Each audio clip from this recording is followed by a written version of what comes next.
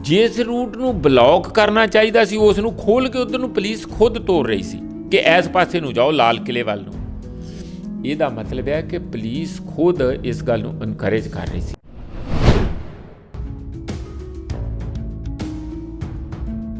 ਉਹ ਕਿਲੇ ਦਾ ਬੜਾ ਮਜ਼ਬੂਤ ਗੇਟ ਆ, ਬੜੇ ਬੜੇ ਵੱਡੇ ਸਰੀਆਂ ਦਾ ਗੇਟ ਬਣਿਆ, ਉਹ ਖੋਲ੍ਹਤਾ।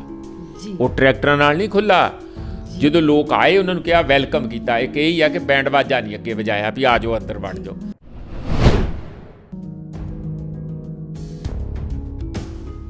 ਦਿੱਲੀ ਦੀ ਪੁਲਿਸ ਜਾਂ ਅਮਿਤ ਸ਼ਾਹ ਤੇ ਅੱਜ ਤੋਂ ਬਹੁਤ ਦੇਰ ਤੋਂ ਕਹਿ ਰਹੇ ਆ ਜੀ ਇਹਦੇ 'ਚ ਉਗਰਵਾਦੀ ਹੈਗੇ ਜੀ, ਇਹਦੇ 'ਚ ਪਾਕਿਸਤਾਨੀ ਵੜ ਗਿਆ ਜੀ। ਹੈਂਡਲ ਉੱਥੇ ਦੇ 300 ਤੋਂ ਉੱਪਰ ਜਿਹੜੇ ਟਵਿੱਟਰ ਦੇ ਸਾਈਂ ਟਰੇਸ ਕੀਤੇ।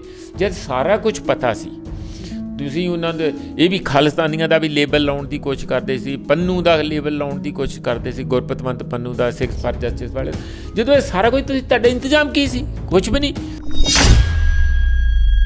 ਨੈਸ਼ਨਲ ਮੀਡੀਆ ਦੀ ਭੂਮਿਕਾ ਨੂੰ ਤੁਸੀਂ ਕਿਵੇਂ ਵੇਖਦੇ ਹੋ ਜੋ 26 ਜਨਵਰੀ ਦੀ ਉਹਨਾਂ ਨੇ ਕਵਰੇਜ ਕੀਤੀ ਹੈ? ਜਿੰਨੀ ਮਾੜੀ ਕਹਿ ਲਓ ਉਨੀ ਥੋੜ੍ਹੀ। ਐਨ ਜਾਣੀ ਇੱਥੇ ਸੂਈ ਲੱਗੀ ਸੀ, ਇੱਥੇ ਫੁੱਲ ਡਿੱਗਾ ਸੀ, ਇੱਥੇ ਖੂਨ ਦੇ ਧੱਬੇ ਪਏ ਆ, ਇੱਥੇ ਆ ਹੋ ਗਿਆ, ਆ ਐਡਾ ਡਰਾਮਾ ਕਰਦੇ, ਐਡਾ ਡਰਾਮਾ ਕਰਦੇ। ਇਹ ਕੰਮ ਹੈ ਮੀਡੀਆ ਦਾ।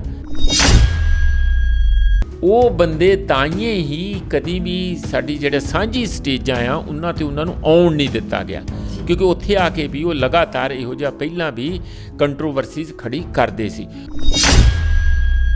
ਉਹਦੇ ਵਿਚਾਰ ਜਿੰਨੇ ਮਰਜ਼ੀ ਚੰਗੇ ਹੋਣ, ਉਹਦੇ ਸੁਪਨੇ ਜਿੰਨੇ ਮਰਜ਼ੀ ਪਵਿੱਤਰ ਤੇ ਬੜੇ ਉੱਪਰ 7ਵੀਂ ਮੰਜ਼ਿਲ ਨੂੰ ਛੂਹਣ ਵਾਲੇ ਹੋਣ, ਉਹਦਾ ਕੋਈ ਅਰਥ ਨਹੀਂ ਹੈ। ਜੇ ਤੁਸੀਂ ਧਰਾਤਲ 'ਤੇ ਜੋ ਕੀਤਾ ਉਹਦਾ ਕੀ ਡਿਫੈਂਸ ਹੈ? ਉਹਦੇ ਕੋਲ ਕੋਈ ਡਿਫੈਂਸ ਨਹੀਂ ਹੈਗਾ। ਅੱਜ ਸਾਰਿਆਂ ਨੂੰ ਉਹਨੇ ਨਿਰਾਸ਼ ਕੀਤਾ। ਬਥੇਰੇ ਮੋਦੀ ਭਗਤ ਹੈਗੇ, ਰੋਜ਼ ਮਾਲਾ ਜਪਦੇ, ਉਹ ਤੇ ਰੋਟੀ ਨਹੀਂ ਖਾਂਦੇ ਉਹਦਾ 10 ਵਾਰੀ ਨਾਂ ਲਿਆ ਬਗੈਰ। ਉਹ ਸਾਰੇ ਫਿਰ ਸਿੱਧੂ ਦੇ ਹੱਕ 'ਚ ਹੋਣਗੇ। ਤੇ ਇਹੋ ਜਿਹੀਆਂ ਮੰਦਭਾਗੀਆਂ ਘਟਨਾਵਾਂ, ਦੁਰਘਟਨਾਵਾਂ ਹੋਣ ਦਾ ਉਹਦਾ ਹਿੱਸਾ ਹੀ ਹੈ। ਇਸ ਨੂੰ ਤੁਸੀਂ ਕਦੇ ਵੀ ਇਗਨੋਰ ਨਹੀਂ ਕਰ ਸਕਦੇ। ਉਸ ਨੂੰ ਵਿੱਚੇ ਹੀ ਸੋਚ ਕੇ ਹੀ ਮੂਵਮੈਂਟਾਂ ਲੜੀਆਂ ਜਾਂਦੀਆਂ। ਇਹ ਸਾਡੀਆਂ ਜਿਹੜੀਆਂ ਬਖਤਰਬੰਦ ਗੱਡੀਆਂ, ਟਰਾਲੀਆਂ, ਟਰੈਕਟਰ ਲੈ ਕੇ ਸਾਡੇ ਕਿਸਾਨ ਵੀਰ ਬੈਠੇ ਆ, ਲੜਾਕੂ ਯੋਧੇ, ਉਹਦੇ 'ਚੋਂ ਫੌਜਾਂ ਨੂੰ ਓਨੀਆਂ ਕੁ ਨਹੀਂ ਕੱਢਣਾ ਚਾਹੀਦਾ ਜਿਨ੍ਹਾਂ ਦੇ ਉੱਤੇ ਕੰਟਰੋਲ ਹੋਵੇ। ਏਕਮ ਟੀਵੀ ਦੇਖ ਰਹੇ ਸਾਰੇ ਦਰਸ਼ਕਾਂ ਦਾ ਮੈਂ ਦਮਨਪ੍ਰੀਤ ਕੌਰ ਸਵਾਗਤ ਕਰਦੀ ਹਾਂ। ਦਰਸ਼ਕੋ, 26 ਜਨਵਰੀ ਦਾ ਦਿਨ ਭਾਰਤ ਦੇ ਲਈ ਬਹੁਤ ਅਹਿਮ ਹੁੰਦਾ ਹੈ, ਕਿਉਂਕਿ ਇਸ ਦਿਨ ਭਾਰਤ ਦੇ ਵਿੱਚ ਗਣਤੰਤਰ ਦਿਹਾੜਾ ਮਨਾਇਆ ਜਾਂਦਾ ਹੈ। ਇਸ ਦਿਨ ਰਾਜਪਥ ਦੇ ਉੱਤੇ ਇੱਕ ਪਰੇਡ ਆਯੋਜਿਤ ਕੀਤੀ ਜਾਂਦੀ ਹੈ। ਇਸ ਪਰੇਡ ਨੂੰ ਸਰਕਾਰ ਆਯੋਜਿਤ ਕਰਦੀ ਹੈ। ਇਸ ਦੇ ਨਾਲ ਹੀ ਇਸ ਵਾਰ 26 ਜਨਵਰੀ ਦੀ ਗੱਲ ਕਰੀਏ ਤਾਂ 2 ਪਰੇਡਾਂ ਨਿਕਲੀਆਂ। ਇੱਕ ਸਰਕਾਰ ਵੱਲੋਂ ਆਯੋਜਿਤ ਜੋ ਹਰ ਸਾਲ ਹੁੰਦੀ ਹੈ ਉਹ ਪਰੇਡ ਸੀ, ਤੇ ਦੂਸਰੀ ਪਰੇਡ ਸੀ ਕਿਸਾਨਾਂ ਦੀ। ਜੋ ਦੂਸਰੀ ਪਰੇਡ ਕਿਸਾਨਾਂ ਵੱਲੋਂ ਕੀਤੀ ਗਈ, ਇਸ ਦਰਮਿਆਨ ਜਿਹੜਾ ਹੈ ਪੁਲਿਸ ਅਤੇ ਕਿਸਾਨਾਂ ਵਿਚਕਾਰ ਟਕਰਾਅ ਵੀ ਹੋਇਆ। ਇਸ ਸਾਰੇ ਘਟਨਾਕ੍ਰਮ ਬਾਰੇ ਜਾਣਕਾਰੀ ਲਵਾਂਗੇ ਪ੍ਰੋਫੈਸਰ ਮਨਜੀਤ ਸਿੰਘ ਹੋਰਾਂ ਕੋਲੋਂ। ਸਰ, ਏਕਮ ਟੀਵੀ ਤੇ ਬਹੁਤ-ਬਹੁਤ ਸਵਾਗਤ ਹੈ। ਬਹੁਤ-ਬਹੁਤ ਧੰਨਵਾਦ ਅਮਨਪ੍ਰੀਤ ਜੀ। ਸਰ, 26 ਜਨਵਰੀ ਨੂੰ ਜੋ ਕੁਝ ਹੋਇਆ, ਉਸ ਸਾਰੇ ਘਟਨਾਕ੍ਰਮ ਨੂੰ ਤੁਸੀਂ ਕਿਵੇਂ ਵੇਖਦੇ ਹੋ? ਦੇਖੋ, ਇਸ ਗੱਲ ਦੇ ਸ਼ੰਕੇ ਤੇ ਪਹਿਲਾਂ ਤੋਂ ਹੀ ਸੀਗੇ ਦਮਨ ਕਾਫੀ, ਕਿ ਕਿਉਂਕਿ ਹੈ ਗੱਲ ਇੱਦਾਂ ਆ ਕਿ ਵੱਡੇ ਪੱਧਰ ਦੇ ਉੱਤੇ ਲੋਕ ਉੱਧਰ ਨੂੰ ਜਿਵੇਂ ਉਮੜ ਕੇ ਆਏ। ਮੈਂ 25 ਨੂੰ ਉੱਥੇ ਹੀ ਸੀ ਅਤੇ 24 ਨੂੰ 23-24 ਨੂੰ ਅਸੀਂ ਉੱਥੇ ਸੀਗੇ ਸ਼ਨੀਚਰ ਐਤਵਾਰ। ਅਤੇ ਉੱਥੇ ਜਦੋਂ ਅਸੀਂ ਜਾ ਕੇ ਦੇਖ ਰਹੇ, ਸਾਨੂੰ ਪਤਾ ਸੀ ਜੇ 25 ਨੂੰ ਸਾਡੇ ਲਈ ਬੜਾ ਮੁਸ਼ਕਲ ਹੋ ਜਾਊਗਾ, 26 ਨੂੰ ਵੀ, ਅਤੇ ਪਰੇਡ ਦੇ ਵਿੱਚ ਤੇ ਰਸ਼ ਇੰਨਾ ਜ਼ਿਆਦਾ, ਸਾਡੇ ਵਰਗੇ ਬੰਦੇ ਉੱਥੇ ਲੱਭਣੇ ਨਹੀਂ। ਪਰ ਅਸੀਂ ਗਏ ਜਾਣ ਕੇ ਕਿ ਦੇਖਣ ਲਈ ਕਿ ਉੱਥੇ ਹਾਲਾਤ ਕਿਹੋ ਜਿਹੇ। ਜਦੋਂ ਗੱਲਾਂ ਬਾਤਾਂ ਲੀਡਰਾਂ ਦੇ ਨਾਲ ਹੋਰ ਵੀ ਹੋਈਆਂ ਤਾਂ ਇਹ ਗੱਲ ਦਾ ਤੇ ਜੋਸ਼ ਤੇ ਸੀਗਾ ਉਹਨਾਂ ਦੇ ਵਿੱਚ ਕਿ ਬਹੁਤ ਵੱਡਾ ਹੰਗਾਰਾ ਮਿਲ ਰਿਹਾ। ਪਰ ਇੱਕ ਗੱਲ ਦੀ ਅੰਦਰ ਚਿੰਤਾ ਸੀ, ਮਤਲਬ ਕੋਈ ਡਰੇ ਹੋਏ ਨਹੀਂ ਸੀ, ਚਿੰਤਾ ਸੀ ਕਿ ਜੇ ਸਾਡੇ ਤੋਂ ਇਹ ਕੰਟਰੋਲ ਤੋਂ ਬਾਹਰ ਲੈ ਗਏ ਲੋਕ, ਕੁਝ ਕਿ ਜਿਹੜੇ ਅਨਸਰ ਆ, ਖਾਸ ਕਰਕੇ ਨੌਜਵਾਨਾਂ ਦਾ ਜਿਹੜਾ ਜੋਸ਼ ਆ, ਕੁਝ ਹਰਿਆਣੇ ਵਾਲੇ ਲੋਕਾਂ ਦੇ ਵਿੱਚ ਵੀ ਮੈਂ ਦੇਖਿਆ ਕਿ ਕਾਫੀ ਜੋਸ਼ ਸੀਗਾ। ਪਤਾ ਨਹੀਂ ਉਹਦੇ ਕਾਰਨ ਰਾਜਨੀਤਿਕ ਸੀ ਕਿ ਕੀ ਸੀ, ਕਿ ਨਿੱਜੀ ਸੀ, ਰੱਬ ਜਾਣੇ। ਜਾਂ ਹੋ ਸਕਦਾ ਕਿ ਅਸੀਂ ਲੇਟ ਆਏ ਹਾਂ ਅਤੇ ਹੁਣ ਦੂਜਿਆਂ ਨਾਲੋਂ ਜ਼ਿਆਦਾ ਆਪਾਂ ਮਿਲੀਟੈਂਸੀ ਦੱਸੀਏ, ਜਾਂ ਹੋ ਸਕਦਾ ਕਿ ਉਹਨਾਂ ਨੂੰ ਇਸ ਗੱਲ ਦੀ ਪੂਰੀ ਸਮਝ ਨਾ ਬਣੀ ਹੋਵੇ ਕਿ ਜੋ ਸ਼ਾਂਤੀ ਦਾ ਤਰੀਕਾ ਹੋਇਆ, ਸ਼ਾਂਤਮਈ ਦਾ ਮੁਜ਼ਾਹਰਿਆਂ ਦਾ ਜਿਹੜਾ ਤਾਕਤ ਹੁੰਦੀ ਆ, ਜਾਂ ਜੋ ਉਹਦਾ ਅਸਰ ਹੁੰਦਾ, ਉਹ ਦੂਸਰੇ ਤਰੀਕੇ ਨਾਲ ਨਹੀਂ ਹੁੰਦਾ, ਅਸ਼ਾਂਤ ਹੋ ਸਕਦਾ ਕੋਈ ਕਈ ਗੱਲਾਂ ਹੋਣਗੀਆਂ, ਪਰ ਕੁੱਲ ਮਿਲਾ ਕੇ ਇਹ ਸਾਨੂੰ ਦੇਖਣ ਨੂੰ ਮਿਲ ਰਿਹਾ ਸੀ ਕਿ ਜਿਹੜੇ ਇੱਕ ਤਾਂ ਹਰਿਆਣੇ ਦੇ ਨੌਜਵਾਨ ਸੀ ਅਤੇ ਪੰਜਾਬ ਦੇ ਵੀ ਕੁਛ ਜਿਨ੍ਹਾਂ ਨੂੰ ਦੀਪ ਸਿੱਧੂ ਵਰਗੇ ਲੀਡ ਕਰ ਰਹੇ ਸੀ, ਜਿਹਦੇ ਵਿੱਚ ਲੱਖਾ ਸਿਧਾਣਾ ਵੀ ਲੀਡ ਕਰਦੇ ਸੀਗੇ, ਉਹਨਾਂ ਭਰਾਵਾਂ ਦਾ ਸਾਡਾ ਜਿਹੜਾ ਇੱਧਰ ਨੂੰ ਲੋਕਾਂ 'ਚ ਜੋਸ਼ ਭਰ ਕੇ ਕਿ ਹੁਣ ਅਸੀਂ ਇੱਥੇ ਨਹੀਂ ਰੁਕਣਾ, ਰਿੰਗ ਰੋਡ ਜਾਣਾ, ਰਿੰਗ ਰੋਡ ਨਹੀਂ ਰੁਕਣਾ, ਅਸੀਂ ਅੱਗੇ ਤੱਕ ਜਾਣਾ, ਜਾ ਕੇ ਜੋ ਕੀਤਾ ਉਹ ਸਾਡੇ ਸਾਰਿਆਂ ਦੇ ਸਾਹਮਣੇ ਆ। ਪਰ ਇਹ ਇੱਕ ਪਾਰਟ ਸੀ ਜੀ। 25 ਤਰੀਕ ਦੀ ਰਾਤ ਨੂੰ ਜਦੋਂ ਸਟੇਜ ਫਾਰਮਲ ਸਾਰੇ ਭਾਸ਼ਣ ਖਤਮ ਹੋ ਗਏ, ਰਾਤ ਨੂੰ ਉਹਨਾਂ ਨੇ ਕਬਜ਼ਾ ਕਰਕੇ 9 ਸਾਢੇ 9 ਵਜੇ ਤਾਂ ਉੱਥੇ ਆਪਣਾ ਘੰਟਾ ਡੇਢ ਘੰਟਾ ਸਾਰਾ ਬਹੁਤ ਦੂਰ ਤੱਕ ਲਾਊਡ ਸਪੀਕਰ ਲੱਗੇ ਆ, ਕਿਲੋਮੀਟਰਾਂ ਤੱਕ, ਅਤੇ ਉੱਥੇ ਉਹਨਾਂ ਨੇ ਆਪਣਾ ਪ੍ਰਚਾਰ ਕੀਤਾ ਕਿ ਅਸੀਂ ਕੱਲ੍ਹ ਨੂੰ ਕਿਸ ਕਿਸਮ ਦਾ ਡਟ ਕੇ ਅੱਗੇ ਵਧਣਾ, ਇਹ ਹੋਣਾ ਉਹ ਹੋਣਾ। ਉਸ ਨੂੰ ਤੁਰੰਤ ਉਸੇ ਵੇਲੇ ਹੀ ਲੀਡਰਾਂ ਨੂੰ ਉਸ ਤੋਂ ਬਾਅਦ ਕਾਊਂਟਰ ਉਸੇ ਸਟੇਜ 'ਤੇ ਹੀ ਕਰ ਦੇਣਾ ਚਾਹੀਦਾ ਸੀ, ਜਿਹੜਾ ਮੈਨੂੰ ਕਿਸੇ ਸਾਡੇ ਮਿੱਤਰ ਨੇ ਦੱਸਿਆ ਕਿ ਉਹ ਉਦੋਂ ਇੰਨਾ ਲੇਟ ਹੋ ਗਏ ਕਿ ਸ਼ਾਇਦ ਉਹ ਨਹੀਂ ਕਰ ਪਾਏ। ਇਸ ਗੱਲ ਦੀ ਜਿਹੜੀ ਸਾਰੀ ਖਬਰ ਸੀ ਉਹ ਤਾਂ ਪੁਲਿਸ ਨੂੰ ਵੀ ਸੀਗੀ। ਦਿੱਲੀ ਦੀ ਪੁਲਿਸ ਜਾਂ ਅਮਿਤ ਸ਼ਾਹ ਤੇ ਅੱਜ ਤੋਂ ਬਹੁਤ ਦੇਰ ਤੋਂ ਕਹਿ ਰਹੇ ਆ ਜੀ ਇਹਦੇ 'ਚ ਉਗਰਵਾਦੀ ਹੈਗੇ ਜੀ, ਇਹਦੇ 'ਚ ਪਾਕਿਸਤਾਨੀ ਵੜ ਗਿਆ ਜੀ, ਹੈਂਡਲ ਉੱਥੇ ਦੇ 300 ਤੋਂ ਉੱਪਰ ਜਿਹੜੇ ਟਵਿੱਟਰ ਦੇ ਸਾਈਂ ਟਰੇਸ ਕੀਤੇ, ਜਦ ਸਾਰਾ ਕੁਝ ਪਤਾ ਸੀ। ਤੁਸੀਂ ਉਹਨਾਂ ਦੇ ਇਹ ਵੀ ਖਾਲਿਸਤਾਨੀਆਂ ਦਾ ਵੀ ਲੇਬਲ ਲਾਉਣ ਦੀ ਕੋਸ਼ਿਸ਼ ਕਰਦੇ ਸੀ, ਪੰਨੂ ਦਾ ਲੇਬਲ ਲਾਉਣ ਦੀ ਕੋਸ਼ਿਸ਼ ਕਰਦੇ ਸੀ, ਗੁਰਪਤਵੰਤ ਪੰਨੂ ਦਾ, ਸਿੱਖਸ ਫਾਰ ਜਸਟਿਸ ਵਾਲੇ, ਜਦੋਂ ਇਹ ਸਾਰਾ ਕੁਝ ਤੁਸੀਂ ਤੁਹਾਡਾ ਇੰਤਜ਼ਾਮ ਕੀ ਸੀ? ਕੁਛ ਵੀ ਨਹੀਂ। ਜਿਹੜੇ ਲੀਡਰਾਂ ਨੇ ਦਮਨਪ੍ਰੀਤ ਇਹਨਾਂ ਤੋਂ ਮਨਜ਼ੂਰੀ ਲੈ ਕੇ ਬੜੀ ਹੀ ਸਮਝਦਾਰੀ ਦੇ ਨਾਲ 60-65 ਦਿਨਾਂ ਤੱਕ ਉੱਥੇ ਇੰਨਾ ਸ਼ਾਂਤਮਈ ਸੰਘਰਸ਼ ਨੂੰ ਚਲਾਇਆ, ਉਹਨਾਂ ਦੇ ਤੁਸੀਂ ਇਸ ਕਿਸਮ ਦਾ ਕੋਈ ਲੇਬਲ ਨਹੀਂ ਲਾ ਸਕਦੇ, ਬਿਲਕੁਲ ਹੀ ਨਹੀਂ ਲਾ ਸਕਦੇ। ਪਰ ਇਹ ਗੱਲ ਹੈ ਕਿ ਹੁਣ ਜਦੋਂ ਐਡੀ ਵੱਡੀ ਪਰੇਡ ਹੋਣੀ ਸੀ, ਉਹ ਉਸ ਨੂੰ ਇੱਕ ਸਿਰੇ ਪਹੁੰਚਾਉਣ 'ਚ ਪੁਲਿਸ ਨੂੰ ਮਦਦ ਕਰਨੀ ਚਾਹੀਦੀ ਸੀ। ਹਾਲਾਂਕਿ ਕਿਸਾਨਾਂ ਨੂੰ ਜਦੋਂ ਉਹ ਸਵਾਲ ਕਰਦੇ ਸੀ ਕਿ ਤੁਸੀਂ ਇਹ ਪਰੇਡ ਕਰ ਰਹੇ ਆ, ਤੁਸੀਂ ਕਿਵੇਂ ਅਸ਼ੋਰ ਕਰੋਗੇ ਕਿ ਸਾਨੂੰ ਇਹ ਸ਼ਾਂਤੀ ਰਹੂ, ਅਤੇ ਕਿਸਾਨਾਂ ਨੇ ਆਪਣਾ 3000 ਵਲੰਟੀਅਰ ਵੀ ਖੜਾ ਕੀਤਾ ਜੀ। ਪਰ ਕਿਉਂਕਿ ਵਿੱਚੋਂ ਸੈਬੋਟੇਜੀਅਰ ਜਿਹੜੇ ਸੀਗੇ, ਜਿਹੜੇ ਜਿਨ੍ਹਾਂ ਨੇ ਉਸ ਨੂੰ ਖੱਲਲ ਪਾਉਣਾ ਸੀ, ਉਹ ਵੀ ਨਾਲੋਂ ਨਾਲ ਕੰਮ ਕਰ ਰਹੇ ਸੀ, ਉਹ ਸਰਕਾਰ ਨਾਲ ਮਿਲ ਕੇ ਕਰ ਰਹੇ ਸੀ ਜਾਂ ਕਿਸ ਤਰੀਕੇ ਨਾਲ ਕਰ ਰਹੇ ਸੀ, ਜਾਂ ਕਿਹਦੇ ਰੂਪ 'ਚ ਕਰ ਰਹੇ, ਜਾਂ ਆਪਣੀ ਮੂਰਖਤਾ 'ਚ ਕਰ ਰਹੇ ਸੀ। ਇਹ ਕੰਟਰੋਵਰਸ਼ੀਅਲ ਗੱਲਾਂ ਹੁੰਦੀਆਂ, ਪਰ ਜੋ ਵੀ ਉਹਨਾਂ ਨੇ ਕੀਤਾ ਉਹ ਮੂਵਮੈਂਟ ਨੂੰ ਕਮਜ਼ੋਰ ਕਰਨ ਲਈ ਸੀ। ਉਹ ਬੰਦੇ ਤਾਈਏ ਹੀ ਕਦੀ ਵੀ ਸਾਡੀ ਜਿਹੜੇ ਸਾਂਝੀ ਸਟੇਜਾਂ ਆ ਉਹਨਾਂ 'ਤੇ ਉਹਨਾਂ ਨੂੰ ਆਉਣ ਨਹੀਂ ਦਿੱਤਾ ਗਿਆ, ਕਿਉਂਕਿ ਉੱਥੇ ਆ ਕੇ ਵੀ ਉਹ ਲਗਾਤਾਰ ਇਹੋ ਜਿਹਾ ਪਹਿਲਾਂ ਵੀ ਕੰਟਰੋਵਰਸੀਜ਼ ਖੜੀ ਕਰਦੇ ਸੀ। ਉਸ ਦਿਨ ਇੱਕ ਜਿਹੜੀ ਹੋਰ ਵੀ ਲਾਸਟ ਮੂਮੈਂਟ 'ਤੇ ਮਾੜੀ ਗੱਲ ਹੋ ਗਈ, ਉਹ ਇਹ ਹੋ ਗਈ ਕਿ ਇੱਕ ਯੂਨੀਅਨ ਜਿੱਥੇ ਬੈਰੀਕੇਡ ਹੈਗਾ, ਉਹਦੇ ਇਸ ਪਾਸੇ ਚੰਡੀਗੜ੍ਹ ਵਾਲੇ ਦੇ ਪਾਸੇ ਜਿਹੜੀ ਸਾਂਝੀ ਸਟੇਜ ਸਾਰੀਆਂ 30 ਯੂਨੀਅਨਾਂ ਬੱਤੀਆਂ ਦੀ ਲੱਗਦੀ, ਇੱਥੇ ਇੱਕ ਬੈਰੀਕੇਡ ਵਿੱਚ ਪੱਥਰ ਪਏ ਹੋਏ ਆ, ਬਲੌਕਸ, ਇਹਦੇ ਇਸ ਪਾਸੇ ਦਿੱਲੀ ਵੱਲ ਦੇ ਪਾਸੇ ਜਿਹੜੇ ਕਿਹਨਾਂ ਦੀ ਕਿਸਾਨ ਮਜ਼ਦੂਰ ਸੰਘਰਸ਼ ਕਮੇਟੀ, ਸਤਨਾਮ ਸਿੰਘ ਪੰਨੂ ਅਤੇ ਸਰਵਣ ਸਿੰਘ ਪੰਧੇਰ, ਉਹ ਉਹਨਾਂ ਦੀ ਸਟੇਜ ਉਸ ਪਾਸੇ ਲੱਗੀ ਸੀ। ਜਾਣਾ ਤੁਸੀਂ ਜਦੋਂ ਇਹ ਫੈਸਲਾ ਹੋਇਆ ਕਿ 10 ਜਾਂ 11 ਵਜੇ ਦਿੱਲੀ ਦੀ ਜਿਹੜੀ ਪਰੇਡ, ਰਿਪਬਲਿਕ ਡੇ ਦੀ ਪਰੇਡ ਤੋਂ ਬਾਹਰ ਜਾਣਾ ਆ, 10 ਵਜੇ ਲਾਈਨ ਅਪ ਹੋਣਾ ਸੀ, 11 ਵਜੇ ਸ਼ੁਰੂ ਹੋਣਾ ਸੀ, ਇਸ ਕਿਸਮ ਦਾ ਕੋਈ ਫੈਸਲਾ ਸੀ। ਔਰ ਬਕਾਇਦਾ ਉਹਨਾਂ ਨੇ ਟਰੈਕਟਰ ਰਜਿਸਟਰ ਕਰਾਏ, ਸਾਰਾ ਕੁਝ ਕੀਤਾ, ਬਹੁਤ ਕੁਝ ਉੱਥੇ ਇੰਤਜ਼ਾਮ ਕੀਤਾ ਗਿਆ ਕਿ ਕੋਈ ਵੀ ਕਿਸੇ ਕਿਸਮ ਦੀ ਮੰਦਭਾਗੀ ਘਟਨਾ ਤੋਂ ਕਿਵੇਂ ਬਚਿਆ ਜਾਏ। ਪਰ ਪੁਲਿਸ ਨੇ ਉਹ ਜਿਹੜੀ ਯੂਨੀਅਨ ਆ ਕਿਸਾਨ ਮਜ਼ਦੂਰ ਸੰਘਰਸ਼ ਕਮੇਟੀ, ਉਹ 7:30-8 ਵਜੇ ਹੀ ਉੱਥੋਂ ਤੋਰਤੇ ਔਰ ਅੱਗਿਓਂ ਹਟਾਤਾ ਉਹਨਾਂ ਨੂੰ ਕਿ ਜਾਓ। ਜਦੋਂ ਉਹ ਉੱਥੇ ਅਲੀ ਅਲੀ ਕਰਦੇ ਚੱਲ ਪਏ, ਅਤੇ ਨਾਲ ਜਿਹੜੇ ਨੌਜਵਾਨ ਸੀ, ਜਦੋਂ ਇਹ ਤਾਂ ਜੋਸ਼ ਤੇ ਪਹਿਲਾਂ ਦਾ ਹੀ ਭਰਿਆ ਸੀ, ਜਦੋਂ ਇੱਕ ਵਾਰੀ ਚੱਲੇ ਉਹ, ਤਾਂ ਫਿਰ ਉਹ ਹੜ ਜਦੋਂ ਇੱਕ ਵਾਰੀ ਬਰੀਚ ਕਰ ਜਾਏ, ਫਿਰ ਤੁਸੀਂ ਕਹੋ ਕਿ ਉਹਨੂੰ ਨਹਿਰ ਵਾਂਗੂ ਅਸੀਂ ਟੇਮ ਕਰ ਲਾਂਗੇ, ਉਹ ਮੁਸ਼ਕਿਲ ਹੁੰਦਾ। ਇਹ ਸਰਵਣ ਸਿੰਘ ਪੰਧੇਰ ਵਗੈਰਾ ਮਗਰ ਭੱਜੇ ਟਰੈਕਟਰਾਂ ਦੇ ਕਿ ਅਸੀਂ ਉਹਨਾਂ ਨੂੰ ਰੋਕ ਕੇ ਰਿੰਗ ਰੋਡ ਤੱਕ ਜਾਣਾ, ਬਸ ਉੱਥੋਂ ਵਾਪਸ ਕਰ ਲਾਂਗੇ। ਫਿਰ ਕਾਹਨੂੰ ਕੋਈ ਵਾਪਸ ਹੋਵੇ? ਫਿਰ ਤੇ ਅਲੀ ਅਲੀ ਕਰਦੇ ਚਲੇ ਗਏ ਲੋਕ, ਅੱਗੇ ਚਲੇ ਗਏ। ਉੱਥੇ ਜਾ ਕੇ ITO 'ਤੇ ਮਾਰਪਿੱਟ ਜਾਂ ਸਾਰਾ ਕੁਝ ਵੀ ਹੋਇਆ, ਰਾਹ 'ਚ ਅਥਰੂ ਗੈਸ ਵੀ ਚੱਲੀ। ਉਦੋਂ ਅਗਲੀ ਜਿਹੜੀ ਗੱਲ 'ਤੇ ਮੈਨੂੰ ਬਹੁਤ ਸ਼ੱਕ ਹੁੰਦਾ ਕਿ ਜਿੱਥੇ ਸਟੇਟ ਇਹਦੇ ਵਿੱਚ ਸਾਰੀ ਸ਼ਾਮਲ ਸੀ, ਉਹ ਦੋ ਗੱਲਾਂ ਆ। ਇੱਕ ਕਿ ਰਾਜੇਵਾਲ ਹੁਣਾਂ ਦਾ ਜਿਹੜਾ ਬਿਆਨ ਆਇਆ, ਜਾਂ ਹੋਰ ਵੀ ਜਿਹੜੇ ਲੀਡਰ ਆ ਸਾਂਝੇ ਮੋਰਚੇ ਵਾਲੇ, ਉਹਨਾਂ ਦਾ ਬਿਆਨ ਆਇਆ ਕਿ ਜਿਸ ਰੂਟ 'ਤੇ ਅਸੀਂ ਜਾ ਰਹੇ ਸੀਗੇ ਉਸ ਰੂਟ ਦੇ ਉੱਤੇ ਬਲੌਕ ਲਾਤੇ ਜੀ ਜਿਹੜਾ ਅਸਲ 'ਚ ਖਾਲੀ ਕਰਕੇ ਤੇ ਸਪੋਰਟਿਵ ਪੁਲਿਸ ਨੂੰ ਹੋਣਾ ਚਾਹੀਦਾ ਸੀ। ਜਿਸ ਰੂਟ ਨੂੰ ਬਲੌਕ ਕਰਨਾ ਚਾਹੀਦਾ ਸੀ ਉਸ ਨੂੰ ਖੋਲ੍ਹ ਕੇ ਉੱਧਰ ਨੂੰ ਪੁਲਿਸ ਖੁਦ ਤੋਰ ਰਹੀ ਸੀ ਕਿ ਇਸ ਪਾਸੇ ਨੂੰ ਜਾਓ ਲਾਲ ਕਿਲੇ ਵੱਲ ਨੂੰ। ਇਹਦਾ ਮਤਲਬ ਹੈ ਕਿ ਪੁਲਿਸ ਖੁਦ ਇਸ ਗੱਲ ਨੂੰ ਇਨਕਰੇਜ ਕਰ ਰਹੀ ਸੀ। ਨੰਬਰ 2, ਜੇ ਇੰਜ ਕਹੇ ਕਿ ਪੁਲਿਸ ਡਰ ਗਈ ਸੀ ਜਾਂ ਘੱਟ ਸੀ ਜੀ ਉਹ ਕਰ ਨਹੀਂ ਸਕੀ ਜਾਂ ਇਸ ਕਿਸਮ ਦੇ ਕੋਈ ਬਹਾਨੇ ਹੋਣ ਤਾਂ ਫਿਰ ਪੁਲਿਸ ਕਿਸਾਨਾਂ ਨੇ ਤਾਂ ਨਹੀਂ ਸੀ ਲੈ ਕੇ ਆਉਣੀ। ਇਹ ਵੀ ਸਟੇਟ ਦੀ ਜ਼ਿੰਮੇਵਾਰੀ ਬਣਦੀ। ਉੱਥੇ ਪਹੁੰਚਣ 'ਤੇ ਵੀ ਜਦੋਂ ਉੱਥੇ ਪਹੁੰਚੇ ਆ ਇਹ ਕਿਲਾ ਆ, ਕੋਈ ਕਿਸੇ ਦੀ ਹਵੇਲੀ ਥੋੜ੍ਹੀ ਆ ਮਾੜੀ ਮੋਟੀ ਕਿ ਜਿੱਥੇ ਮਾਰ ਕੇ ਲੱਤ ਜਾਂ ਤੁਸੀਂ ਟਰੈਕਟਰ ਮਾਰ ਕੇ ਤੇ ਬੂਹਾ ਤੋੜ ਕੇ ਤੇ ਘਰ 'ਚ ਜਾ ਵੜੇ, ਇਸ ਤਰ੍ਹਾਂ ਥੋੜ੍ਹੀ ਹੋ ਗਿਆ। ਉਹ ਕਿਲੇ ਦਾ ਬੜਾ ਮਜ਼ਬੂਤ ਗੇਟ ਆ, ਬੜੇ ਵੱਡੇ ਸਰੀਆਂ ਦਾ ਗੇਟ ਬਣਿਆ, ਉਹ ਖੋਲ੍ਹਤਾ। ਉਹ ਟਰੈਕਟਰਾਂ ਨਾਲ ਨਹੀਂ ਖੁੱਲ੍ਹਾ। ਜਦੋਂ ਲੋਕ ਆਏ ਉਹਨਾਂ ਨੂੰ ਕਿਹਾ, ਵੈਲਕਮ ਕੀਤਾ। ਇੱਕ ਇਹ ਹੀ ਆ ਕਿ ਬੈਂਡ ਬਾਜਾ ਨਹੀਂ ਅੱਗੇ ਵਜਾਇਆ ਵੀ ਆ ਜਾਓ ਅੰਦਰ ਵੜ ਜਾਓ ਹੈਂ।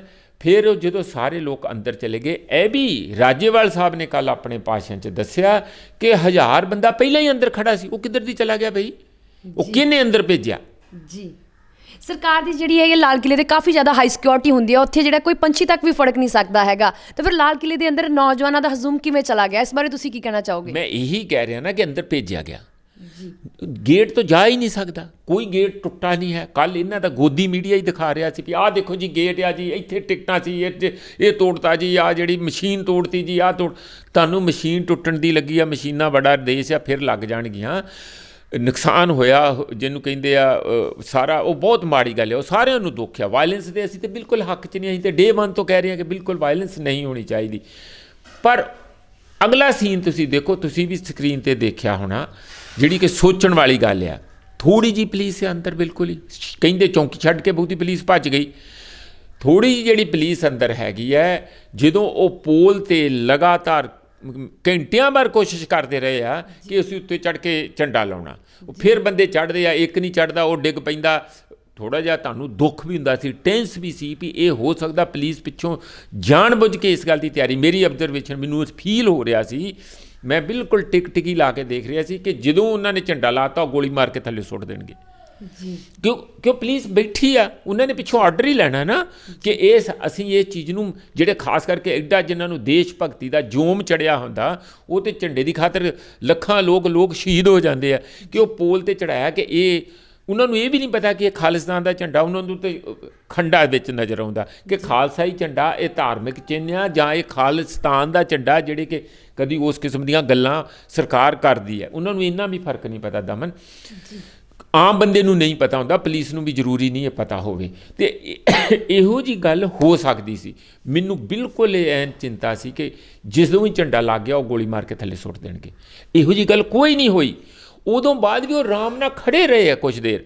ਫਿਰ ਜਦੋਂ ਸਾਰਾ ਝੰਡੇ ਐਨ ਫਿੱਟ ਕਰਤੇ, ਕਿਸਾਨਾਂ ਵਾਲਾ ਵੀ ਲਾਤਾ, ਖਾਲਸਾਈ ਝੰਡਾ ਵੀ ਲੱਗ ਗਿਆ, ਤਿਰੰਗੇ ਵੀ ਉੱਥੇ ਝੁੱਲ ਰਹੇ ਆ, ਸਾਰਾ ਕੁਝ, ਤਾਂ ਫਿਰ ਪੁਲਿਸ ਆਈ ਆ। ਫਿਰ ਉਹਨਾਂ ਨੂੰ ਬੜੇ ਪਿਆਰ ਨਾਲ ਜਾਓ ਜੀ ਜਾਓ, ਜਾਓ ਜੀ ਜਾਓ, ਹਟ ਜਾਓ ਜੀ ਹਟ ਜਾਓ, ਇਹੋ ਜਿਹੀ ਗੱਲ। ਫਿਰ ਵੀ ਕੋਈ ਲਾਠੀ ਚਾਰਜ ਨਹੀਂ, ਕੋਈ ਟੀਅਰ ਗੈਸ ਨਹੀਂ, ਕੋਈ ਹਟਾਉਣ ਦੀ ਕੋਸ਼ਿਸ਼ ਨਹੀਂ।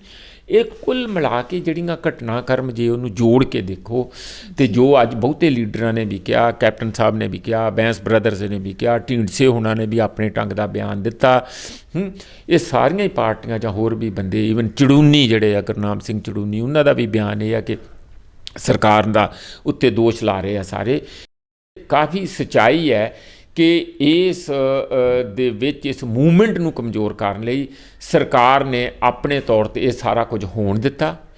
ਉਹ ਕੀ ਸੈੱਟ ਕਾਨਸਪੀਰੇਸੀ ਸੀ ਜਾਂ ਸਿੰਪਲੀ ਇਸ ਗੱਲ ਦੀ ਤਾਕ ਵਿੱਚ ਸੀ ਕਿ ਕੋਈ ਨਾ ਕੋਈ ਸਾਨੂੰ ਹੈਂਡਲ ਮਿਲੇ ਜਿਹਦੇ ਨਾਲ ਅਸੀਂ ਇਹਨਾਂ ਕਿਸਾਨ ਲੀਡਰਾਂ ਨੂੰ, ਜਿਹੜੇ ਬਹੁਤ ਮਜ਼ਬੂਤੀ ਨਾਲ ਕਦੀ ਯੈਸ ਨੋ ਦੀ ਗੱਲਾਂ ਕਰਦੇ ਆ ਮੀਟਿੰਗ ਵਿੱਚ, ਕਦੀ ਕੁਝ ਕਹਿੰਦੇ ਕਿ ਅਸੀਂ ਵਾਪਸ ਕਰਨ ਤੋਂ ਇਲਾਵਾ ਕੁਛ ਨਹੀਂ ਕਰਨਾ, ਅਸੀਂ ਇਹਨਾਂ ਦੇ ਵਿੱਚ ਵੀ ਥੋੜ੍ਹੀ ਕਮਜ਼ੋਰੀ ਲੈ ਕੇ ਆਈਏ, ਉਸ ਮੂਵਮੈਂਟ ਨੂੰ ਕਮਜ਼ੋਰ ਕਰੀਏ।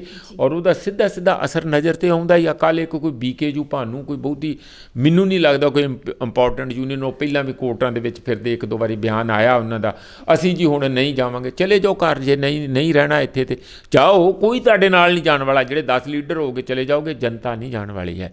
ਜਨਤਾ ਜੇ ਜਾਊਗੀ ਵੀ ਕੁਝ ਦੇਰ ਲਈ 2-4 ਦਿਨ ਲਈ, ਫਿਰ ਵਾਪਸ ਆ ਜਾਊਗੀ, ਕਿਉਂਕਿ ਜਨਤਾ ਦੇ ਅੰਦਰ ਇਸ ਵੇਲੇ ਜੋ ਠਾਣ ਲਈ ਆ ਕਿ ਅਸੀਂ ਬਿਨਾਂ ਕਾਨੂੰਨ ਵਾਪਸ ਕੀਤੇ ਪਿੱਛੇ ਨਹੀਂ ਹਟਣਾ, ਘਰਾਂ 'ਚ ਨਹੀਂ ਜਾਣਾ, ਉਹ ਇਸ ਮਨਸਾ ਨੂੰ, ਇਸ ਮਕਸਦ ਨੂੰ ਪੂਰਾ ਕਰਕੇ ਹੀ ਪਿੱਛੇ ਹਟਣਗੇ। ਹਾਂ ਜੀ ਸਰ, ਜੋ 26 ਜਨਵਰੀ ਨੂੰ ਘਟਨਾਕ੍ਰਮ ਹੋਇਆ, ਇਸ ਸਾਰੀ ਘਟਨਾਕ੍ਰਮ ਦਾ ਜਿਹੜਾ ਕਿਸਾਨ ਅੰਦੋਲਨ ਚੱਲ ਰਿਹਾ ਪਿਛਲੇ 60 ਦਿਨਾਂ ਤੋਂ, ਉਹਦੇ ਉੱਤੇ ਕੋਈ ਫਰਕ ਪਏਗਾ ਕਿ ਨਹੀਂ?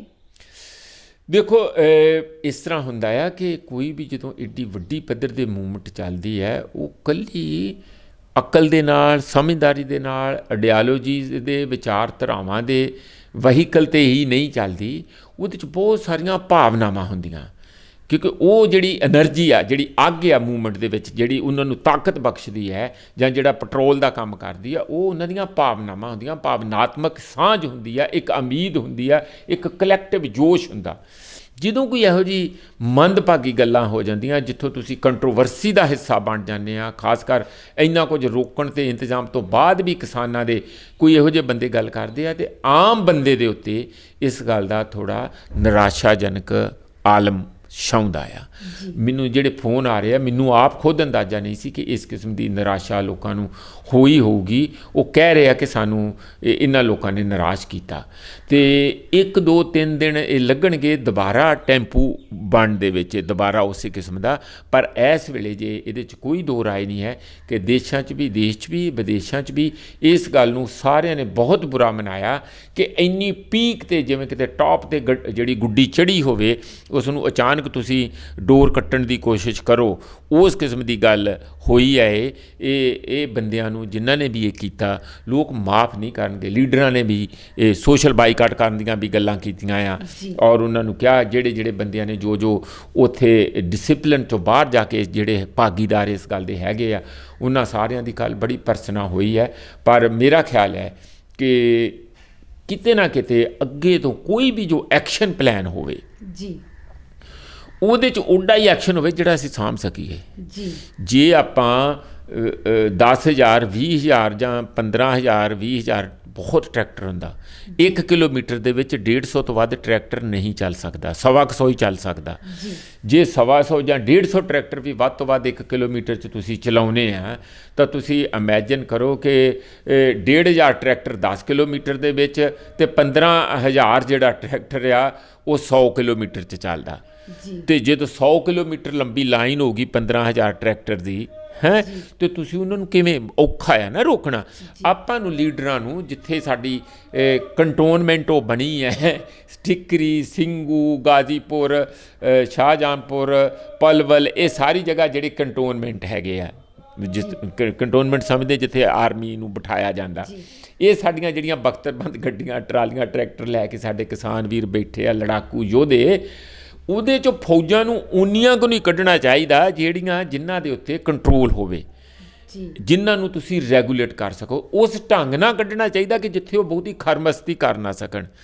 ਫਾਰ ਇੰਸਟੈਂਸ, ਮੇਰੇ ਮਨ ਵਿੱਚ ਇੰਜ ਹੁੰਦਾ ਸੀਗਾ ਕਿ ਜੇ ਮੰਨ ਲਓ ਜਿੱਥੇ ਸ਼ੁਰੂ ਦੇ ਵਿੱਚ ਹੀ ਇਹ ਕਹਿ ਰਹੇ ਸੀ ਕਿ ਸਾਰਿਆਂ ਨੂੰ ਉੱਥੇ ਜਿੱਥੇ ਨਿਰੰਕਾਰੀ ਉੱਥੇ ਗਰਾਊਂਡ ਹੈਗੀ ਹੈ, ਕੀ ਨਾਂ ਉਹ ਜਗ੍ਹਾ ਦਾ ਮੈਨੂੰ ਭੁੱਲ ਰਿਹਾ ਆ, ਕੋਈ ਮੈਨੂੰ ਖੈਰ ਚਲੋ ਉਹ ਜਗ੍ਹਾ ਦਾ ਨਾਂ ਦਾ ਨਹੀਂ ਇੰਪੋਰਟੈਂਟ, ਉਹ ਸਾਰੇ ਤੁਸੀਂ ਸਮਝਦੇ ਆ ਕਿ ਉਹ ਬਿਲਕੁਲ ਉਹਦੇ ਨੇੜੇ ਹੈਗੀ ਆ ਰਿੰਗ ਰੋਡ ਦੇ। ਉਸ ਜਗ੍ਹਾ ਦੇ ਉੱਤੇ ਕਈ ਕਿਲੋਮੀਟਰ ਦਾ ਏਰੀਆ ਉਹ ਹੈਗਾ, ਉੱਥੇ 20-25 ਏਕੜ 'ਚ ਤੰਬੂ ਵੀ ਦਿੱਲੀ ਸਰਕਾਰ ਨੇ ਲਾਤੇ ਸੀ ਵੀ ਉੱਥੇ ਪਹੁੰਚਣ ਲਈ ਜਿਹੜੀ ਕੋਸ਼ਿਸ਼ ਸੀ। ਅਤੇ ਮੇਰਾ ਉਦਣ ਵੀ ਸੁਝਾਅ ਦਮਨਪ੍ਰੀਤ ਇਹ ਸੀਗਾ ਕਿ ਕੋਈ ਮਾੜੀ ਗੱਲ ਨਹੀਂ, ਉਹ ਸਾਨੂੰ ਰੋਕ ਨਹੀਂ ਸਕਦੇ। ਜੇ ਉੱਥੇ ਵੀ ਚਲੇ ਜਾਣਗੇ ਸਾਰੇ, ਤਾਂ ਉੱਥੋਂ ਫਿਰ ਰੋਜ਼ ਜੱਥਾ ਬਣਾ ਕੇ, ਜਿਵੇਂ ਸਾਡੀ ਅਕਾਲੀਆਂ ਦੀ ਤੁਹਾਨੂੰ ਪਤਾ ਇੱਕ ਮੂਵਮੈਂਟ ਰਹੀ ਆ, ਬਹੁਤ ਮੋਰਚਿਆਂ ਵੇਲੇ ਜਿਹੜੇ ਗੁਰਦੁਆਰਿਆਂ ਨੂੰ ਆਜ਼ਾਦ ਕਰਾਉਣ ਵੇਲੇ ਵੀ ਸੀਗੀ, ਉਦੋਂ ਬਾਅਦ ਐਮਰਜੈਂਸੀ ਦੇ ਵਿਰੁੱਧ ਵੀ ਰਹੀ ਹੈ ਇਹੋ ਜਿਹੀ ਉਹਨਾਂ ਦੀ ਲਾਮਬੰਦੀ ਕਿ ਜਿੱਥੇ ਡੇਲੀ ਜੱਥੇ ਜਾ ਕੇ ਆਪਣੀਆਂ ਅਰੈਸਟ ਦਿੰਦੇ ਸੀ। ਇੱਥੋਂ ਵੀ 250-500 ਬੰਦਾ ਰੋਜ਼ ਜਾ ਕੇ ਗ੍ਰਿਫਤਾਰੀਆਂ ਦੇ ਸਕਦਾ ਸੀਗਾ ਪੈਦਲ ਮਾਰਚ ਕਰਕੇ। ਗਾਂ ਤੋਂ ਵੀ ਐਡਾ ਵੱਡਾ ਐਕਸ਼ਨ ਪਲਾਨ ਕਰਨ ਦੀ ਜਗ੍ਹਾ, ਜਿੱਥੇ ਸਰਕਾਰ ਬੇਈਮਾਨ ਹੋਵੇ, ਸਰਕਾਰ ਇਹਨਾਂ ਦੀਆਂ ਗੱਲ ਨੂੰ ਸੁਣਨ ਦੀ ਜਗ੍ਹਾ ਇਹਨਾਂ ਨੂੰ ਤਾਰ-ਪੀੜੋ ਕਰਨ 'ਤੇ ਬੈਠੀ ਹੋਵੇ, ਔਰ ਪੁਲਿਸ ਸਰਕਾਰ ਦੀ ਇਸ਼ਾਰੇ ਦੇ ਉੱਤੇ ਇਹੋ ਜਿਹੀ ਮੂਵਮੈਂਟ ਨੂੰ ਮਿਸ ਡਾਇਰੈਕਟ ਜਿਹੜਾ ਆ ਉਲਟੇ ਪਾਸੇ ਚਲਾਉਣ ਵਾਲੀ ਹੋਵੇ ਤਾਂ ਉਦੋਂ ਸਾਨੂੰ ਹੋਰ ਵੀ ਸਤਰਕ ਰਹਿਣਾ ਚਾਹੀਦਾ ਅਤੇ ਉਹੋ ਜਿਹਾ ਹੀ ਐਕਸ਼ਨ ਕਰਨਾ ਚਾਹੀਦਾ ਜਿਹੜੇ ਸਾਡੇ ਖੰਭਾਂ ਦੇ ਥੱਲੇ ਥੱਲੇ ਰਹੇ, ਜਿਹੜਾ ਖੰਭਾਂ ਤੋਂ ਬਾਹਰ ਨਾ ਚੂਚੇ ਨਿਕਲ ਕੇ ਚਲੇ ਜਾਣ। ਇਸ ਗੱਲ ਦਾ ਸਾਨੂੰ ਧਿਆਨ ਰੱਖਣਾ ਚਾਹੀਦਾ। ਉਹਦੇ 'ਚ ਫਾਰ ਇੰਸਟੈਂਸ ਮੈਂ ਆਪਣੇ ਵੱਲੋਂ ਇਹ ਕਹਿਣਾ ਚਾਹੁੰਦਾ, ਮੈਂ ਕਿਸੇ ਨੂੰ ਕੋਈ ਸਿੱਖਿਆ ਨਹੀਂ ਦੇ ਰਿਹਾ ਕਿ ਅੱਗੇ ਤੋਂ ਜਿਹੜਾ ਵੀ ਹੋਵੇ ਉਹ ਪੈਦਲ ਮਾਰਚ ਵਾਲਾ ਹੋਣਾ ਚਾਹੀਦਾ ਜੀ। 1000 ਬੰਦਾ ਵੀ ਜਾਵੇ ਉਹਨੂੰ ਤੁਸੀਂ ਆਰਾਮ ਨਾਲ ਕੰਟਰੋਲ ਕਰ ਸਕਦੇ ਹੋ। ਤੁਹਾਡਾ 200 ਬੰਦਾ ਨਾਲ ਲਾਠੀਆਂ ਵਾਲੇ ਵਲੰਟੀਅਰ ਹੋਣ, ਕਿਹੜਾ ਕਿਤੇ ਬਾਹਰ ਨਿਕਲ ਜੂਗਾ, ਕਿਸੇ ਦੀ ਚੂੰ ਨਹੀਂ। ਅੱਜ ਕੱਲ੍ਹ ਕੈਮਰੇ ਆ, ਹਰ ਕਿਆਸ ਆਰਾਮ ਨਾਲ ਤੁਸੀਂ ਕਰ ਸਕਦੇ ਆ। ਉਸ ਕਿਸਮ ਦਾ 500 200 ਜਿੰਨਾ ਵੀ ਉਹ ਸਮਝਣ ਠੀਕ ਹੈ, ਉਸ ਕਿਸਮ ਦਾ ਅੱਗੇ ਤੋਂ ਐਕਸ਼ਨ ਹੋਣੇ ਚਾਹੀਦੇ ਤਾਂ ਕਿ ਆਉਣ ਵਾਲੇ ਸਮੇਂ 'ਚ ਇਹ ਜਿਹੜੀ ਅੱਜ ਅਸੀਂ ਇਹੋ ਜਿਹੀ ਸਿਚੁਏਸ਼ਨ 'ਚ ਫਸੇ ਹਾਂ ਉਸ ਨੂੰ ਸਾਨੂੰ ਫੇਸ ਨਾ ਕਰਨਾ ਪਏ। ਫਿਰ ਮੈਂ ਇੱਕ ਵਾਰੀ ਕਹਿ ਦੇਵਾਂ, ਜਿਹੜਾ ਤੁਹਾਡਾ ਸਵਾਲ ਸੀਗਾ ਦਮਨਪ੍ਰੀਤ, ਮੈਂ ਭੁੱਲਦਾ ਨਹੀਂ, ਉਹ ਸਾਰਿਆਂ ਦੇ ਦਿਲਾਂ 'ਚ ਆ। ਜਿਹੜੇ ਬਿਲਕੁਲ ਹੀ ਭਾਵਨਾ ਨਾਲ ਚੱਲਦੇ ਆ, ਭਾਵਨਾਤਮਕ ਤੌਰ ਦੇ ਉੱਤੇ ਲੁੱਡੀਆਂ ਪਾਉਂਦੇ ਆ, ਜਾਣੀ ਖੁਸ਼ ਹੁੰਦੇ ਆ ਕਿ ਲਾ ਲਾ ਲਾ ਲਾ ਹੋ, ਜਿਹਨੂੰ ਤੁਸੀਂ ਕਈ ਵਾਰੀ ਮੌਬ ਮੈਂਟੈਲਿਟੀ ਵੀ ਕਹਿੰਦੇ ਆ, ਲੈ ਲਿਆ, ਮਾਰ ਦਿਆ, ਚੱਕ ਦੋ, ਕਰ ਦੋ। ਉਹ ਜਿੰਨੀ ਛੇਤੀ ਤਾਂ ਉਹਨੂੰ ਉੱਭਰਦੇ ਉਨੀ ਛੇਤੀ ਥੱਲੇ ਵੀ ਡਿੱਗਦੇ। ਕੁਛ ਮੜ ਜਾ ਝਟਕਾ ਲੱਗਦਾ, ਫਿਰ ਉਨੀ ਛੇਤੀ ਉਹਨਾਂ ਦੀ ਹਵਾ ਵੀ ਨਿਕਲਦੀ ਹੈ। ਇਹ ਨੈਚੁਰਲ ਹੈਗਾ ਆ, ਕਿਉਂਕਿ ਉਹ ਭਾਵਨਾ ਨਾਲ ਚੱਲਦੇ। ਪਰ ਸਾਨੂੰ ਇਹੋ ਜਿਹੀ ਜਿਹੜੀ ਮੂਵਮੈਂਟ ਆ ਉਹ ਬੜੇ ਜ਼ੇਰੇ ਨਾਲ, ਬੜੇ ਸਮਝ ਦੇ ਨਾਲ, ਔਰ ਸਾਨੂੰ ਬੜੇ ਤਹੱਮਲ ਦੇ ਨਾਲ, ਏਕੇ ਦੇ ਨਾਲ, ਬੜੇ ਸਟ੍ਰੈਟਜੀਕਲੀ ਉਸ ਨੂੰ ਤਾਣਾ ਬਾਣਾ ਉਹਦਾ ਬਣਾ ਕੇ ਉਸ ਤਰੀਕੇ ਨਾਲ ਚੱਲਣ ਦੀ ਲੋੜ ਆ। ਮੈਨੂੰ ਲੱਗਦਾ ਆ ਕਿ ਥੋੜ੍ਹਾ ਇਸ ਦੀ ਸਾਨੂੰ ਠੇਸ ਅਤੇ ਸੱਟ ਜ਼ਰੂਰ ਲੱਗੀ ਹੈ, ਪਰ ਜਦੋਂ ਤੁਸੀਂ ਯੁੱਧ 'ਚ ਉਤਰਦੇ ਆ ਇਹ ਉਹਦਾ ਹਿੱਸਾ ਆ। ਇਹਦੇ ਤੋਂ ਤੁਸੀਂ ਬਚ ਨਹੀਂ ਸਕਦੇ। ਇਹੋ ਜਿਹੀਆਂ ਜਿਹੜੀਆਂ ਸੱਟਾਂ ਲੱਗਣੀਆਂ ਜਾਂ ਤੁਹਾਨੂੰ ਕੋਈ ਦੁੱਖ ਪਹੁੰਚਣਾ, ਕਿਸੇ ਦਾ ਕੋਈ ਵੀ ਜੋ ਇਹ ਜਦੋਂ ਯੁੱਧ 'ਚ ਉਤਰਦੇ ਹਾਂ ਅਤੇ ਇਹੋ ਜਿਹੀਆਂ ਮੰਦਭਾਗੀਆਂ ਘਟਨਾਵਾਂ, ਦੁਰਘਟਨਾਵਾਂ ਹੋਣ ਦਾ ਉਹਦਾ ਹਿੱਸਾ ਹੀ ਹੈ। ਇਸ ਨੂੰ ਤੁਸੀਂ ਕਦੇ ਵੀ ਇਗਨੋਰ ਨਹੀਂ ਕਰ ਸਕਦੇ। ਉਸ ਨੂੰ ਵਿੱਚੇ ਹੀ ਸੋਚ ਕੇ ਹੀ ਮੂਵਮੈਂਟਾਂ ਲੜੀਆਂ ਜਾਂਦੀਆਂ। ਦਮਨ, ਜੇਕਰ ਆਪਾਂ ਦੀਪ ਸਿੱਧੂ ਦੀ ਗੱਲ ਕਰੀਏ ਤਾਂ ਕਈ ਲੋਕ ਜਿਹੜਾ ਉਸਦਾ ਸਮਰਥਨ ਕਰ ਰਹੇ ਅਤੇ ਕਈ ਲੋਕ ਉਹਨਾਂ ਦੀ ਆਲੋਚਨਾ ਵੀ ਕਰ ਰਹੇ ਹੈਗੇ ਆ। ਤੁਹਾਡਾ ਉਹਨਾਂ ਦੀ ਭੂਮਿਕਾ 'ਤੇ ਕੀ ਰਾਏ ਹੈ? ਦੇਖੋ, ਇਹ ਸਵਾਲ ਦੀਪ ਸਿੱਧੂ ਦਾ ਨਹੀਂ ਹੈਗਾ ਐਜ਼ ਏ ਪਰਸਨ। ਉਹ ਸਵਾਲ ਹੈ ਕਿ ਉਹਨੇ ਕੀਤਾ ਕੀ ਉਹ ਮੂਵਮੈਂਟ ਦੇ ਹੱਕ ਵਿੱਚ ਗਿਆ ਜਾਂ ਨੁਕਸਾਨ ਹੋਇਆ। ਉਹੀ ਦੀਪ ਸਿੱਧੂ ਜਿਹਨੂੰ ਬਾਰ-ਬਾਰ ਅਸੀਂ ਸਾਰੇ ਸਮਝਾਉਂਦੇ ਸੀ, ਸਟੇਜਾਂ ਵਾਲੇ ਕਿਸਾਨ ਲੀਡਰ ਵੀ ਸਮਝਾਉਂਦੇ ਸੀ ਕਿ ਜੋ ਤੁਸੀਂ ਤੱਤ ਪੜੱਤ ਕਰਨਾ ਚਾਹੁੰਦੇ ਆ, ਇਹ ਤੁਸੀਂ ਇਸ ਮੂਵਮੈਂਟ ਦਾ, ਇਸ ਮੁੱਦਿਆਂ ਦੇ ਹੱਕ ਵਿੱਚ ਨਹੀਂ, ਨਾ ਇਹ ਮੂਵਮੈਂਟ ਦੀ ਸੇਵਾ ਆ। ਤੁਸੀਂ ਬਗਾਵਤ ਦੀਆਂ ਸੁਰਾਂ ਤੇਜ਼ ਕਰਕੇ ਅਤੇ ਇੱਕ ਇਨਡਿਸਿਪਲਿਨ ਕ੍ਰੀਏਟ ਕਰਦੇ, ਉਹੀ ਹੋਇਆ। ਇਸ ਲਈ ਮੈਨੂੰ ਨਹੀਂ ਲੱਗਦਾ ਉਹਦੇ ਵਿਚਾਰ ਜਿੰਨੇ ਮਰਜ਼ੀ ਚੰਗੇ ਹੋਣ, ਉਹਦੇ ਸੁਪਨੇ ਜਿੰਨੇ ਮਰਜ਼ੀ ਪਵਿੱਤਰ ਅਤੇ ਬੜੇ ਉੱਪਰ 7ਵੀਂ ਮੰਜ਼ਿਲ ਨੂੰ ਛੂਹਣ ਵਾਲੇ ਹੋਣ, ਉਹਦਾ ਕੋਈ ਅਰਥ ਨਹੀਂ ਹੈ। ਜੇ ਤੁਸੀਂ ਧਰਾਤਲ 'ਤੇ ਜੋ ਕੀਤਾ ਉਹਦਾ ਕੀ ਡਿਫੈਂਸ ਹੈ? ਉਹਦੇ ਕੋਲ ਕੋਈ ਡਿਫੈਂਸ ਨਹੀਂ ਹੈਗਾ। ਅੱਜ ਸਾਰਿਆਂ ਨੂੰ ਉਹਨੇ ਨਿਰਾਸ਼ ਕੀਤਾ। ਉਹ ਦੀਪ ਸਿੱਧੂ ਹੋਵੇ ਜਾਂ ਹੋਰ ਵੀ ਉਹਦੇ ਇਹੋ ਜਿਹੇ ਮਿੱਤਰ ਮੰਡਲੀ ਹੋਵੇ, ਉੱਥੇ ਹੋਰ ਵੀ ਬਥੇਰੇ ਇਹੋ ਜਿਹੇ ਹੈਗੇ ਆ ਜਿਹੜੇ ਜ਼ਿਆਦਾ ਤੱਤੇ ਨਾਅਰੇ ਦੇ ਕੇ ਸਮਝਦੇ ਆ ਕਿ ਅਸੀਂ ਬਹੁਤ ਇਨਕਲਾਬੀ ਹਾਂ। ਉਸ ਮੋਲਡ 'ਚੋਂ ਬਾਹਰ ਆਉਣਾ ਚਾਹੀਦਾ। ਐਡੀ ਵੱਡੀ ਸਰਕਾਰ ਨਾਲ, ਉਹ ਵੀ ਮੋਦੀ ਸਰਕਾਰ ਨਾਲ ਜਦੋਂ ਤੁਸੀਂ ਮੱਥਾ ਲਾਉਂਦੇ ਆ ਤਾਂ ਤੁਹਾਨੂੰ ਬੜੇ ਕਦਮ ਫੂਕ ਕੇ ਰੱਖਣੇ ਚਾਹੀਦੇ ਆ। ਆਪਣੇ ਸਟੈਪ ਜਿਹੜੇ ਆ ਜਾਂ ਸਾਡੇ ਜਿਹੜੇ ਐਕਸ਼ਨ ਆ ਉਹ ਬੜੇ ਨਾਪੇ ਤੋਲੇ ਹੋਣੇ ਚਾਹੀਦੇ ਆ। ਮੇਰਾ ਤਾਂ ਖਿਆਲ ਆ ਕਿ ਇਹਦੇ ਬਾਰੇ ਕੋਈ ਦੋ ਰਾਏ ਨਹੀਂ ਹੈ। ਜਿਹੜੇ ਉਹਦੀ ਸਪੋਰਟ ਕਰਦੇ ਆ ਉਹ ਹੁੰਦੇ ਹੀ ਆ। ਸਮਾਜ ਦੇ ਵਿੱਚ ਹਰ ਕਿਸਮ ਦੇ ਐਲੀਮੈਂਟ ਹੈਗੇ ਆ, ਹਰ ਕਿਸਮ ਦੇ ਲੋਕ ਹੈਗੇ ਆ। ਕਈਆਂ ਨੂੰ ਉਹ ਹੋ ਸਕਦਾ ਹੈ ਕਿਉਂਕਿ ਐਕਟਰ ਰਿਹਾ, ਉਹਦੀਆਂ ਫਿਲਮਾਂ ਤੋਂ ਹੀ ਉਹਨਾਂ ਨੂੰ ਜ਼ਿਆਦਾ ਚੰਗਾ ਲੱਗਦਾ ਰਿਹਾ ਹੋਵੇ, ਕਿਉਂਕਿ ਉਹ ਸੰਨੀ ਦਿਓਲ ਦੇ ਨਾਲ ਵੀ ਝੂਠੇ ਲੈਂਦਾ, ਕਿਉਂਕਿ ਉਹਦੀ ਪ੍ਰਧਾਨ ਮੰਤਰੀ ਦੇ ਨਾਲ ਵੀ ਫੋਟੋ ਆ। ਅਤੇ ਇੱਕ ਜਿਹੜੇ ਪ੍ਰਧਾਨ ਮੰਤਰੀ ਦੇ ਕਿਤੇ ਘੱਟ ਇੱਥੇ ਫਾਲੋਅਰ ਹੈਗੇ ਆ, ਬਥੇਰੇ ਮੋਦੀ ਭਗਤ ਹੈਗੇ, ਰੋਜ਼ ਮਾਲਾ ਜਪਦੇ ਹੋ ਅਤੇ ਰੋਟੀ ਨਹੀਂ ਖਾਂਦੇ ਉਹਦਾ 10 ਵਾਰੀ ਨਾਂ ਲਿਆ ਬਗੈਰ, ਉਹ ਸਾਰੇ ਫਿਰ ਸਿੱਧੂ ਦੇ ਹੀ ਹੱਕ 'ਚ ਹੋਣਗੇ। ਇਸ ਤਰੀਕੇ ਦਾ ਮੈਨੂੰ ਲੱਗਦਾ ਕਿ ਇਸ ਤਰੀਕੇ ਨਾਲ ਜੇ ਕੋਈ ਉਹਦੇ ਹੱਕ 'ਚ ਹੈਗੇ ਆ ਅਤੇ ਕਈ ਕਿਸਮ ਦੇ ਲੋਕ ਹੱਕ 'ਚ ਹੋਣਗੇ। ਪਰ ਇੱਕ ਗੱਲ ਬੜੀ ਸਾਫ਼ ਆ ਕਿ ਜੋ ਉਹਨੇ ਕੱਲ੍ਹ ਕਰਵਾਇਆ ਉਹ ਬਿਲਕੁਲ ਹੀ ਕਿਸੇ ਵੀ ਤਰੀਕੇ ਨਾਲ ਕਿਸਾਨ ਸਮੁਦਾਇ ਵੱਲੋਂ, ਇਸ ਮੂਵਮੈਂਟ ਦੇ ਲੀਡਰਾਂ ਵੱਲੋਂ ਕਿਸੇ ਤਰੀਕੇ ਨਾਲ ਮਾਫ ਨਹੀਂ ਕੀਤਾ ਜਾ ਸਕਦਾ। ਜੀ, ਬਹੁਤ ਸਾਰੇ ਕਿਸਾਨ ਆਗੂਆਂ ਤੇ ਦਿੱਲੀ ਪੁਲਿਸ ਵੱਲੋਂ ਜਿਹੜਾ ਹੈ ਪਰਚੇ ਦਰਜ ਕੀਤੇ ਗਏ ਆ, FIR ਜਿਹੜੇ ਦਰਜ ਹੋ ਚੁੱਕੀਆਂ ਨੇ ਤੇ ਕਿਹਾ ਜਾ ਰਿਹਾ ਕਿ ਕਈ ਇਨਸਾਨ ਜਿਹੜੇ ਖੜੇ ਸੀਗੇ ਉਸ ਅੰਦੋਲਨ ਦੇ ਵਿੱਚ ਜਦੋਂ ਟਕਰਾਅ ਹੋਇਆ ਆ, ਉਹਨਾਂ ਉੱਤੇ ਪਰਚੇ ਨਹੀਂ ਦਰਜ ਕੀਤੇ ਗਏ। ਇਸ ਬਾਰੇ ਤੁਸੀਂ ਕੀ ਕਹਿਣਾ ਚਾਹੋਗੇ? ਹਾਂ, ਸਾਨੂੰ ਇਹ ਲੱਗਾ ਸੀਗਾ ਕਿਤੇ ਵੀ ਨਾਂ ਨਹੀਂ ਲਿਆ ਗਿਆ, ਨਾ ਪੁਲਿਸ ਵੱਲੋਂ ਨਾਂ ਲਿਆ ਗਿਆ। ਜਿਹੜਾ ਪੁਲਿਸ ਵੱਲੋਂ ਵੀ ਕੱਲ੍ਹ ਪ੍ਰੈਸ ਕਾਨਫਰੰਸ ਕੀਤੀ ਗਈ ਉਹਦੇ ਵਿੱਚ ਨਾਂ ਲੈ ਰਹੇ ਸੀ ਡਾਕਟਰ ਦਰਸ਼ਨਪਾਲ ਜੀ, ਬਲਬੀਰ ਸਿੰਘ ਰਾਜੇਵਾਲ ਜੀ, ਜੋਗਿੰਦਰ ਸਿੰਘ ਅਗਰਾਹਾਂ, ਟਕਾਇਤ, ਜੋਗਿੰਦਰ ਯਾਦਵ, ਹੋਰ ਸਾਰੇ ਲੀਡਰਾਂ ਦਾ ਨਾਂ ਲੈ ਰਹੇ ਸੀਗੇ, ਰਜਿੰਦਰ ਸਿੰਘ ਦਾ, ਇਹਨਾਂ ਸਾਰਿਆਂ ਦਾ ਨਾਂ ਲੈ ਰਹੇ ਸੀ। ਪਰ ਜਿਹੜੇ ਮੁੱਖ ਦੋਸ਼ੀ ਹੈ ਇਸ ਸਾਰੀ ਕੰਟਰੋਵਰਸੀ ਦੇ ਔਰ ਜਿਹੜੇ ਇਸ ਨੂੰ ਜਸਟੀਫਾਈ ਕਰਨ ਦੀ ਕੋਸ਼ਿਸ਼ ਕਰ ਰਹੇ ਸੀਗੇ ਦਮਨ, ਉਹਨਾਂ ਦਾ ਨਾਂ ਨਹੀਂ ਸੀ ਲੈਂਦੇ। ਖਾਸ ਕਰਕੇ ਹੁਣ ਜਿਸ ਤਰ੍ਹਾਂ ਇਹ ਜਿਹੜੇ ਸੰਘਰਸ਼ ਕਮੇਟੀ ਵਾਲੇ ਉੱਥੇ ਲੀਡਰ ਸਾਹਿਬਾਨ ਗਏ, ਉਹਨਾਂ ਦੀਆਂ ਤਾਂ ਵੀਡੀਓ ਵੀ ਜਾਰੀ ਹੋ ਗਈਆਂ ਕਿ ਉਹ ਉੱਥੋਂ ਬੋਲ ਰਹੇ ਆ, ਲਾਲ ਕਿਲੇ ਦੇ ਨੇੜੇ ਬੋਲ ਰਹੇ ਆ ਔਰ ਕਹਿ ਰਹੇ ਆ ਕਿ ਇੱਥੇ ਹੀ ਬੈਠ ਜਾਓ, ਸ਼ਾਂਤੀ ਨਾਲ ਬੈਠ ਜਾਓ, ਆਪਾਂ ਜਾਣਾ ਨਹੀਂ, ਇੱਥੇ ਹੀ ਬੈਠੋ। ਜਾਣੀ ਉਹ ਇਸ ਗੱਲ ਦੇ ਘਬਰਾਹਟ ਵੀ ਸੀਗੀ ਕਿ ਕਿਤੇ ਕੋਈ ਜ਼ਿਆਦਾ ਵਾਇਲੈਂਸ ਨਾ ਹੋ ਜੇ, ਕਿਉਂਕਿ ਸਾਰੀ ਜ਼ਿੰਮੇਵਾਰੀ ਫਿਰ ਉਸ ਯੂਨੀਅਨ ਦੀ ਲੀਡਰਸ਼ਿਪ ਦੀ ਬਣ ਜਾਣੀ ਸੀ।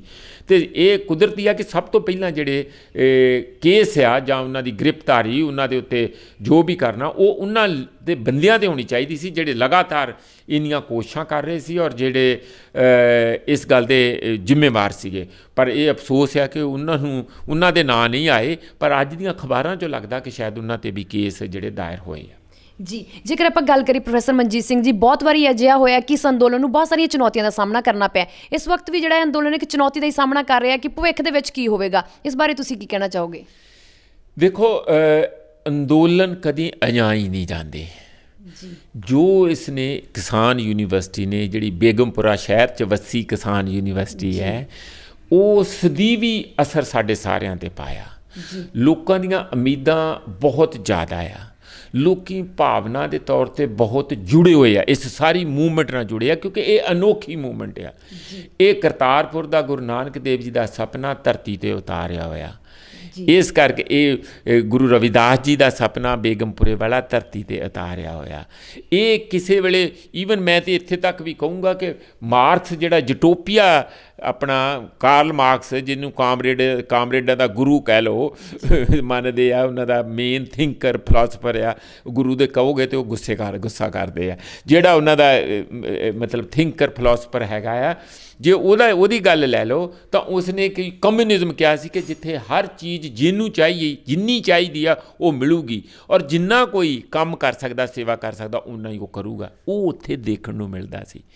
ਇਸ ਲਈ ਮੇਰਾ ਖਿਆਲ ਹੈ ਕਿ ਜਿਨ੍ਹਾਂ ਨੇ ਇਹ ਸੁਪਨੇ ਦੇ ਉੱਥੇ ਧਰਾਤਲ 'ਤੇ ਉਤਰਿਆ ਦੇਖਿਆ, ਸਵਰਗ ਉਤਰਿਆ ਦੇਖਿਆ ਕਹਿ ਲਓ, ਜਿਹਦਾ ਕਿ ਕਿਤੇ ਵੀ ਦੁਨੀਆ ਦੀ ਮਨੁੱਖੀ ਸੁਸਾਇਟੀ 'ਚ ਵੇਖਣ ਨੂੰ ਨਹੀਂ ਮਿਲਦਾ, ਉਹਨਾਂ ਨੂੰ ਕੁਦਰਤੀ ਦੁੱਖ ਹੋਊਗਾ, ਕਿਉਂ ਨਹੀਂ ਹੋਊਗਾ।